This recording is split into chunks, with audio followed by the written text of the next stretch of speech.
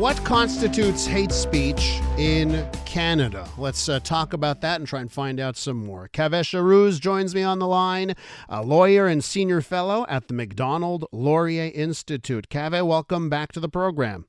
Thank you so much. Very good to be with you. Okay, so listen, there's a couple of examples that I just can start to tackle with you here. First things first, earlier this morning we talked about this Air Canada pilot. Air Canada has grounded one of their pilots over what they deem unacceptable social media posts.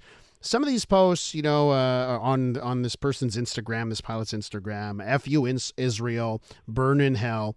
There was a post showing an Israeli flag being dumped in a trash can with the messaging, keep the world clean. Okay, that's one example. Then, of course, we've seen across the country, I don't know to call them protests or call them celebrations. Clearly, when people are passing candies about and very happy, it certainly seems like a celebration, but I'm talking about what happened across this country where we saw people happy about the deaths of Israelis in Israel, okay, at the hands of Hamas. So those two things, Kaveh, when it comes to hate speech laws, where do those rank? Do they come close to we can talk ethically and morally, but also the legal thing really actually matters. What's your take here? Yeah, it's an excellent question. It's something that a lot of people are thinking about these days. So I think the two examples you gave are different. But I think neither one of them, frankly, comes close to our hate speech laws. There are examples which I think come much, much closer. Mm-hmm. But in those two examples, I think we're well within sort of protected political speech in this country. Now, the Air Canada pilot may well have been in violation of the code of conduct for employees. And, companies like Air Canada have a lot of latitude in terms of, what their employees are allowed to say in their social media and whether or not, their statements run afoul of, the brand that the company has. But our hate crime laws are intended to balance two things. One, the freedom of expression, but secondly, ensuring that people are not engaged in activities that would incite hatred based on certain immutable characteristics, such as religion.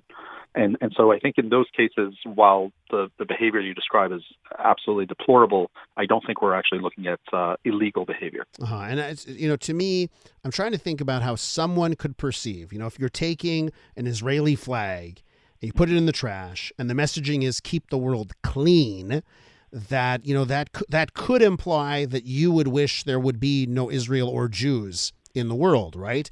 And just where that, I guess it comes down to, that's murky, right? Because you're not out and out saying it. It's more of maybe implying. And legally, that's important. I think that's right. That legal distinction matters a great deal. I have no doubt that this person we're talking about is a despicable person. It's probably anti-Semitic, almost certainly anti-Semitic. But, the argument that he would make is, I'm making a political statement. This has nothing to do with Jews. This is a statement about, Israeli policy. Mm-hmm. And while we may, find that to be laughable, I think the law makes a pretty important distinction, and it tries to protect political speech. And I think it falls on the right side. But we have been seeing other activity. Here in Canada, people shouting certain things. I've seen videos in Australia where people are chanting, gas the Jews, for example. I hate even saying that on the air. Yeah. I think that's much, much closer to what we would qualify as hate speech. And I think our laws in Canada would capture that. Okay. So, and, it's important because I hate that kind of nasty, disgusting language. But to talk openly and honestly about an issue, sometimes we got to say those things. So that, what we saw in Australia, that was the Sydney, in front of the Sydney Opera House, if you'll correct me, right? So that gas the Jews, right? If you were to do, you're at a public protest in Canada, let's say, you're in Edmonton or Toronto or Montreal, and you say those words in front of a crowd. Is that hate speech in this country? I'm not a hate speech expert, but my reading of the law, of our criminal code, section 319 of it, is that would qualify as hate speech. We've got language in our criminal code that says you're not allowed to incite hatred that's likely to lead to a breach of the peace, but also importantly, you're not allowed to willfully promote hatred based on certain characteristics, including religion. I can't read that statement as anything other than, when someone is shouting gas the Jews, I can't think of that as anything other than willful promotion of hatred. It's the most vile kind, and I think that's squarely within our hate speech laws. What have you seen in this country in the last 4 or 5 days that has given you pause on this very subject? Yeah, I mean, I've been told, I have not seen videos of this, but I've been told that, there are protesters that were chanting the phrase khaybar, which is an expression. It's a reference to the expulsion and killing of Jews in the early Islamic history.